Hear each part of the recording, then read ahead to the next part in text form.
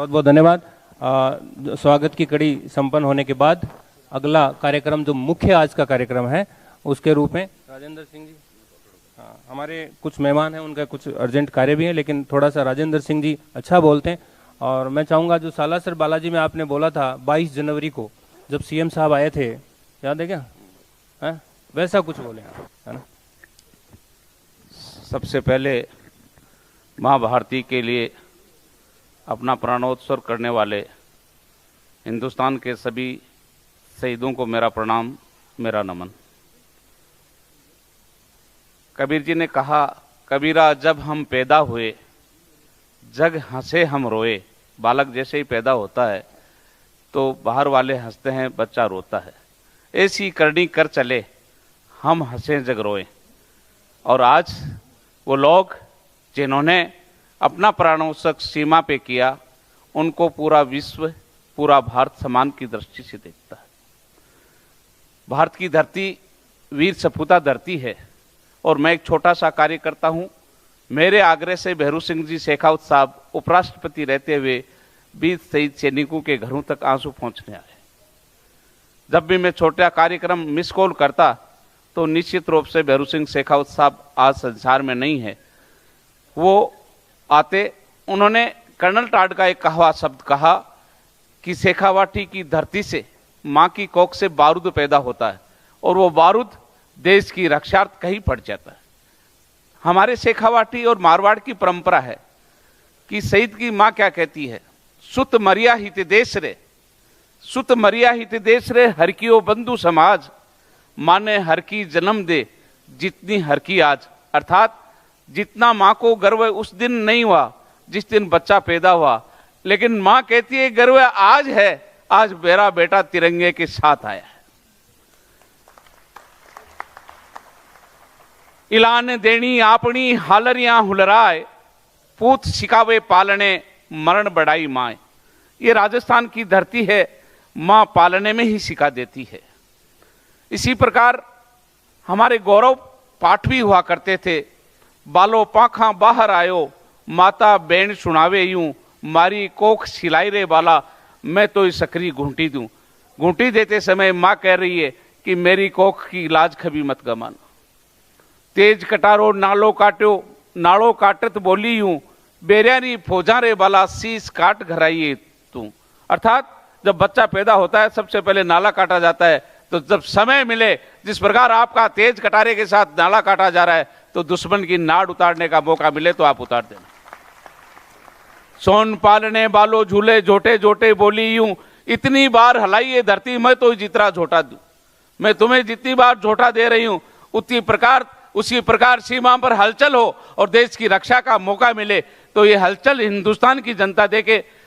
तो इसी प्रकार वो पूज घर पाछी आई, पड़ से बढ़ता बोली यूं। अर्थात बच्चे के जन्म के बाद जब जलवा होती है, ढोला रे डमगा बेटा आरतड़ो करवाई तू, उसी आरती में, उसी आरती के साथ में, उसी स्वाभिमान के साथ में आपका बलिदान हुआ, उस बलिदान को हम गर्व से याद करते हैं।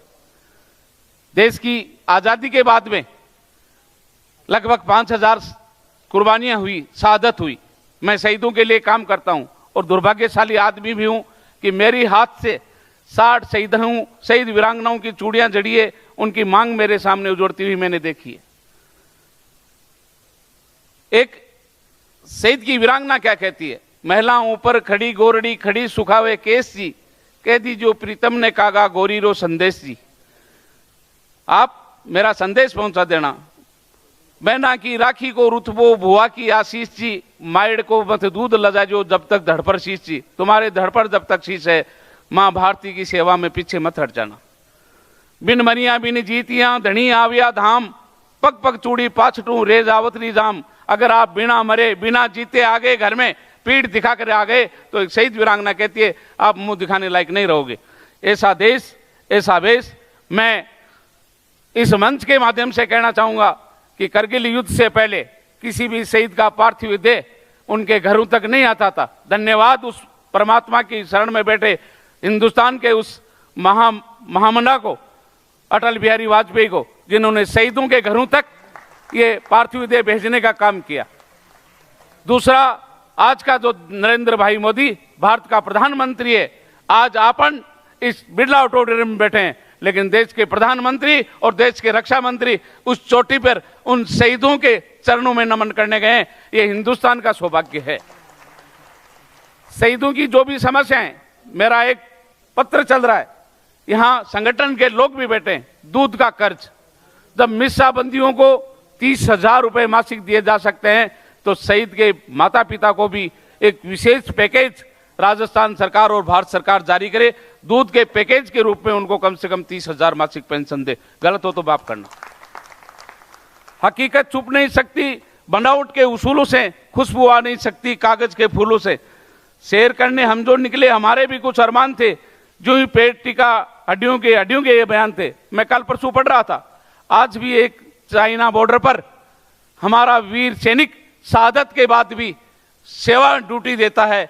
उनका नाम जसवंत सिंह है। जसवंत बाबा के नाम से उनकी ड्यूटी लगती है, उनकी छुट्टी लगती है। और आज भी कोई भी बड़ा हादसा होने से पहले वहां जो भी जाता है, मंगलवार के दिन उनकी ड्रेस बाकायदे फ्रेश होती है। और रिटायरमेंट के बाद भी आज वो जिस दिन शहीद हुए उस दिन सिपाही थे, आज कर्नल है। जिस दिन शहादत हुई जोधपुर में, बाणेश्वर के जो वीर थे उनकी, तो उनकी शहादत के बाद में ये हो गया कि वो भगोड़े हो गए। लेकिन हिंदुस्तान में जब वो उनकी शहादत का पता चला तो 7 दिन तक जोधपुर में चूल्हे नहीं जले। आज ये करगिल की वीरांगनाएं हमारे बीच बैठी है।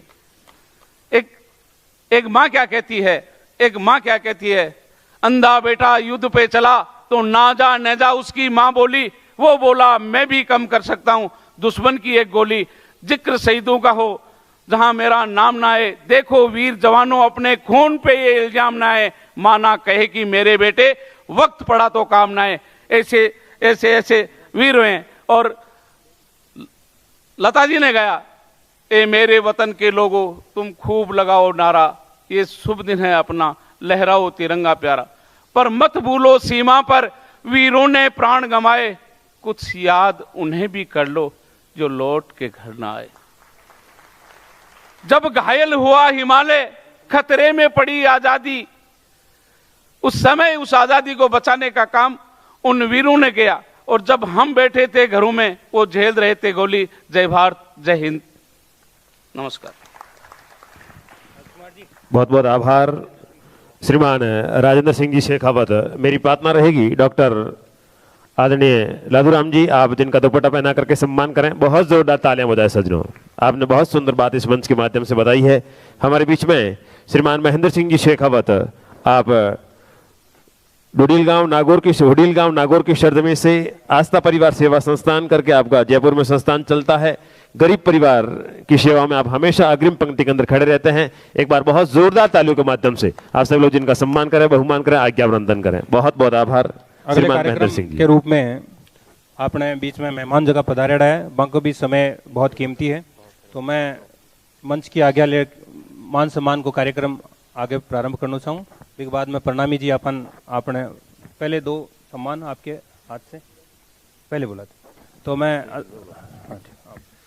आइएगा। अब आज के इस कार्यक्रम के बतौर मुख्य अतिथि के रूप में अपना अमूल्य समय निकाल करके हम सभी के बीच पधारे आदरणीय श्री अशोक परनामी जी, क्योंकि जिनकी काम करने की शैली है बड़ी निराली, और जयपुर की ये नगरी है बड़ी मतवाली, जहाँ की जनता है दिलवाली, जो सुबह सवेरे उठते पिए चाय की प्याली, फिर फैमिली को संग में लेकर मंदिर जाते डेली, चाहे होली हो चाहे दिवाली, या हमेशा बजते हैं ढोल और थाली।